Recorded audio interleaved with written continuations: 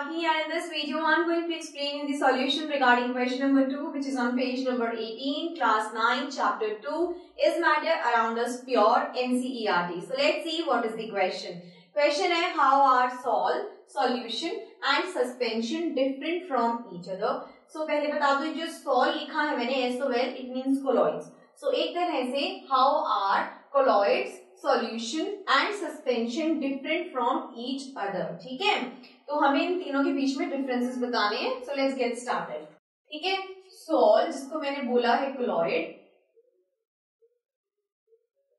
Okay, फिर आता है सॉल्यूशन,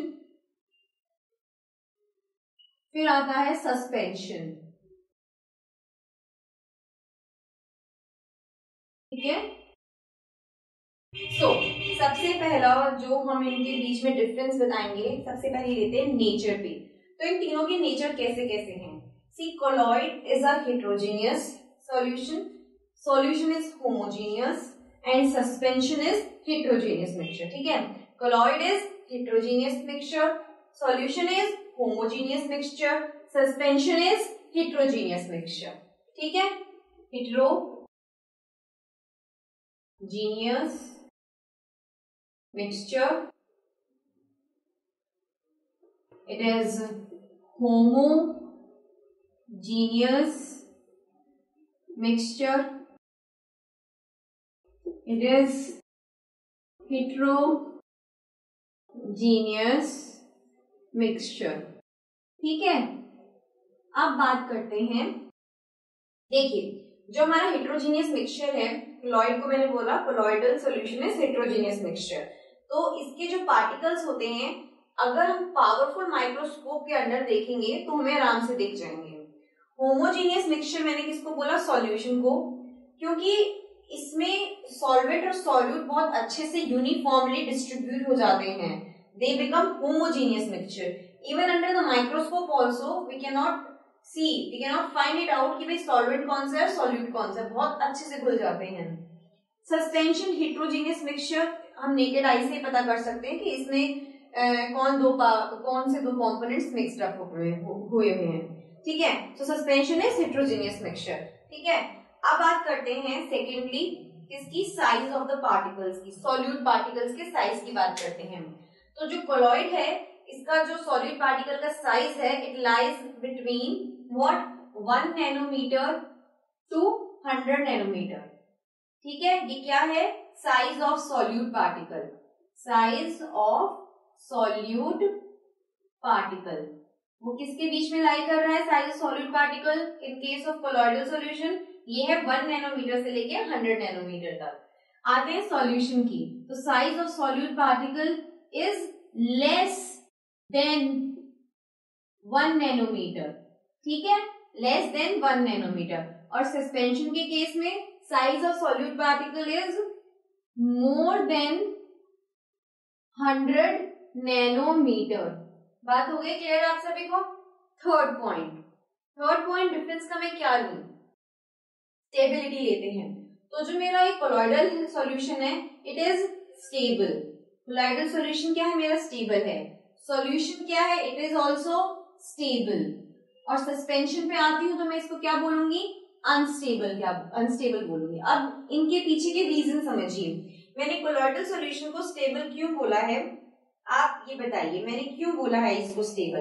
देखिए, माना कि कोलॉइडल सॉल्यूशन एक हेटेरोजेनियस मिक्सचर है, लेकिन इसके अंदर जो इसके पार्टिकल्स होते हैं कोलॉइडल सॉल्यूशन में, वो यूनिफॉर्मली क्या होते हैं, डिस्ट्रीब्यूट होते हैं. ठीक है, माइक्रोस्कोप के अंदर हम जाके थ्रू माइक्रोस्कोप हम देख सकते हैं कि कौन से दो पार्टिकल्स मिक्स्ड अप हैं कोलॉइडल सॉल्यूशन के अंदर. लेकिन जो मेरा कोलॉइडल सॉल्यूशन होता है, इसके जो पार्टिकल्स होते हैं वो यूनिफॉर्मली डिस्ट्रीब्यूट होते हैं सॉल्यूशन के अंदर. मोर ओवर, जब मैं कोलॉइडल सॉल्यूशन बनाया और उसको मैंने साइड में रख दिया, उसको टच ही नहीं किया, सपोज हाफ एन आवर तक मैंने उसको टच नहीं किया, तो क्या होता है, जो इसके अंदर पार्टिकल्स होते हैं जिनको सेटल डाउन हो जाना चाहिए था, एक तरह से सॉल्यूट पार्टिकल्स जिनको सेटल डाउन हो जाना चाहिए था, अगर मैं उसको हाफ एन आवर के साइड में रख देती हूँ, वो होता ही नहीं है.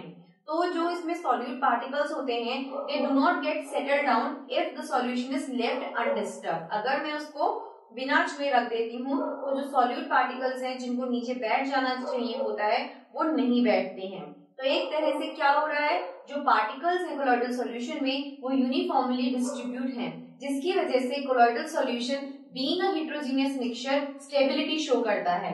ठीक है, तो मैंने इसको बोला स्टेबल सॉल्यूशन। देखिए शुगर और वाटर को लीजिए और मिक्स कर दीजिए, क्या आपको पता चलेगा थोड़ी देर बाद में कि इसके अंदर क्या हमने मिक्स किया है? नहीं पता चलेगा। माइक्रोस्कोप में भी आपको नहीं पता चलेगा कि आपने इसमें शुगर मिक्स किया है या कुछ और मिक्स किया है, आपको वाटर ही दिखेगा, बिकॉज बहुत अच्छे से यूनिफॉर्मली डिस्ट्रीब्यूट हो जाते हैं। Even we can not see with our naked eyes, even with the microscope को तुम्हें नहीं पता चलता है। और अगर मैं इस सॉल्यूशन को थोड़ी देर के लिए अकेला छोड़ देती हूँ, आइसोलेट कर देती हूँ, तो भी जो इसके सॉल्यूट पार्टिकल्स जो सॉल्वेंट में डिसॉल्व हुए हैं उनको सेटल डाउन हो जाना चाहिए था, लेकिन हमारा सॉल्यूशन बीइंग होमोजेनियस मिक्सचर इतनी अच्छी तरह से सॉल्यूट को अपने में घोल लेता है कि सॉल्यूट सेटल डाउन होते ही नहीं है, चाहे हम उसको थोड़ी देर के लिए क्या, आधे घंटे के लिए क्या, एक दिन के लिए क्या रख देना, तो भी जो सॉल्यूट पार्टिकल्स हैं वो सेटल डाउन नहीं होंगे। तो it's an example of great stability. तो solution being a homogeneous mixture is very very stable. आते हैं सस्पेंशन पे। सस्पेंशन मैंने बोला हेटेरोजेनियस मिक्सचर। तो देखिए सस्पेंशन जो अगर हम सस्पेंशन का मैं एग्जांपल लूं, अगर मैं आपसे कहूं तो example suspension can be sand and water mixture, chalk and water mixture. तो पानी के अंदर आप चॉक को घोल दीजिए, ठीक है, और एक बार के तो बहुत अच्छे से घुल जाएगा, ठीक है, लेकिन थोड़ी देर के लिए अगर आप उसको अनडिस्टर्ब छोड़ देंगे, आइसोलेट फॉर्म में रख देंगे, तो क्या होगा, पानी ऊपर आ जाएगा और चॉक नीचे बैठ जाएगा। ऐसे ही पानी के अंदर आप मिट्टी को घोल लीजिए, थोड़ी देर बाद क्या देखेंगे, पानी ऊपर आ जाएगा और मिट्टी नीचे बैठ जाएगी। हमें बहुत अच्छी तरह से पता चल जाएगा विद आवर नेकेड आईज कि इसमें कौन से दो कंपोनेंट्स मिक्स्ड अप है। तो सस्पेंशन का जो सॉल्यूशन है वो हेटेरोजेनियस मिक्सचर है और ये अनस्टेबिलिटी शो करता है, बिकॉज अगर हम थोड़ी देर के लिए इसका सॉल्यूशन को रख देते हैं आइसोलेशन के अंदर, जो सॉल्यूट पार्टिकल्स है वो नीचे बैठ जाते हैं। ठीक है, सो दिस डिपिक्ट्स की सस्पेंशन जो है इट इज अनस्टेबल। मैंने आपको एक्सप्लेन कर दिया है। अब आते हैं फोर्थ पॉइंट पे, स्कैटरिंग ऑफ लाइट पे। देखिए जो कोलॉइडल मेरा सॉल्यूशन है इसके पार्टिकल्स इतने बड़े आराम से होते हैं कि जो लाइट होती है उस पार्टिकल्स के थ्रू पास ऑन कर जाती है और स्कैटरिंग हो जाती है। That means scattering of light take place passing through the particles and make the path visible. ठीक है, तो कोलॉइड्स के पार्टिकल्स का इतना अच्छा साइज होता है, it's size is very much enough so that the scattering of light take place when the light beam passes through it and makes the path visible। ठीक है, तो मैं इसमें क्या कहूंगी, स्कैटरिंग ऑफ लाइट होती है इसके अंदर, किसमें, कोलॉइडल सॉल्यूशन में, स्कैटरिंग ऑफ लाइट। अब आते हैं सॉल्यूशन में। देखिए इसका जो साइज मैंने बताया आपको सॉल्यूट का, it is less than 1 nanometre, तो स्कैटरिंग ऑफ लाइट इसमें पॉसिबल नहीं होगी। So do not scatter light, do not scatter light. Okay, बात करते हैं सस्पेंशन की। सस्पेंशन की पार्टिकल्स का साइज कितना बड़ा होता है आप देख लीजिए, मोर देन 100 नैनोमीटर है। तो scattering of light takes place when the light beam passes through it and makes its path visible. हमें दिख भी जाता है कि किस पाथ से लाइट जा रही है और आराम से पार्टिकल्स के थ्रू, जैसे हमने लाइट, हमारे पास पार्टिकल है, लाइट हमने पास ऑन की तो पार्टिकल के थ्रू वो लाइट जाएगी, स्कैटर होगी और हमें पता चल जाएगा किस रास्ते से हो जा रही है, बिकॉज पार्टिकल का साइज यार आप देखिए बहुत ज्यादा है, 100 नैनोमीटर है। So scattering of light do take place, scattering of light इस केस में होगी। ठीक है, यहाँ तक क्लियर हो गया। अब आते हैं फिफ्थ पॉइंट पे। देखिए जो यहाँ पर सॉल्यूट पार्टिकल्स हैं, दैट मींस जो कोलॉइडल सॉल्यूशन में सॉल्यूट पार्टिकल्स हैं वो पास थ्रू हो जाएंगे फिल्टर पेपर के। ठीक है, तो हम कहें ना कि नॉर्मल फिल्ट्रेशन से हम फिल्टर कर लेते, तो नहीं भैया, हम नॉर्मल फिल्ट्रेशन से कोलॉइडल सॉल्यूशन के सॉलिड पार्टिकल्स को फिल्टर नहीं कर सकते हैं, क्योंकि जो उसके सॉलिड पार्टिकल्स हैं वो फिल्टर पेपर के पास थ्रू हो जाते हैं, निकल जाते हैं। तो वो ऊपर तो फिल्टर पेपर आपने देखा होगा अपनी लेबोरेटरीज के अंदर, तो फिल्टर पेपर के अगर अच्छा कोई सोल्यूट होगा जो फिल्टर पेपर के थ्रू पास नहीं होगा, वो तो हमें आराम से ऊपर हमारे फिल्टर पेपर पे चिपक जाएगा। लेकिन जो कोलॉइडल सॉल्यूशन है उसके solute particles they passes through the filter paper. Same is the case with solution, इसके भी जो साइज है पार्टिकल्स का बहुत बहुत बहुत ज्यादा छोटा है, तो they pass through the filter paper. तो यहाँ पर भी जो सॉलिड पार्टिकल्स होते हैं सॉल्यूशन के केस के अंदर वो भी पास ऑन कर जाते हैं थ्रू फिल्टर पेपर। अब आते हैं सस्पेंशन पे। It is a heterogeneous mixture, मैंने आपको एग्जांपल बताया सस्पेंशन का, sand and water mixture, chalk and water mixture. तो अगर हम फिल्टर पेपर के थ्रू इसके सॉल्यूशन को पास करेंगे तो पानी तो नीचे आ जाएगा और ऊपर चॉक रह जाएगा या मिट्टी रह जाएगी। तो मैं क्या कह सकती हूँ, solute particles do not pass through filter paper. ठीक है, तो क्या है, पार्टिकल्स कौन से वाले, solute particles pass through filter paper. ठीक है, ऐसे ही यही है, सॉल्यूट पार्टिकल्स पास थ्रू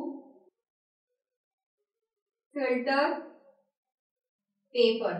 ठीक है, और इस केस में क्या है, solute particles do not pass through what, filter paper. ठीक है, बात आपको क्लियर हो गई है। ठीक है, मैंने बहुत गंदी तरह से लिखा है, लेकिन अभी मैं थोड़ी देर बाद आपको बहुत अच्छे से लिख के दिखा दूंगी। वेल, आई होप आपको समझ में आ गया होगा differences between colloid, solution and suspension. कोई भी डाउट हो then please do tell your doubts and do write your doubts in the comment box given below. Well, wait for a second, I'll show you how you nicely you have to copy down in your textbooks as well as in your exam answer sheet. ठीक है, so just give me a sec. So इस तरह से आपको अपनी notebook में copy down करना है the differences between colloid, solution, suspension. ठीक है, आई होप आपको जो मैंने यहाँ पर डिफरेंसेस बताए हैं और इनके पीछे के रीजंस जो बताए हैं बहुत अच्छे से क्लियर हो गए होंगे, लेकिन अपनी डाउट्स प्लीज मेंशन जरूर कीजिएगा। And this was all about this question. I'm Rakhi saying you all now goodbye and take care.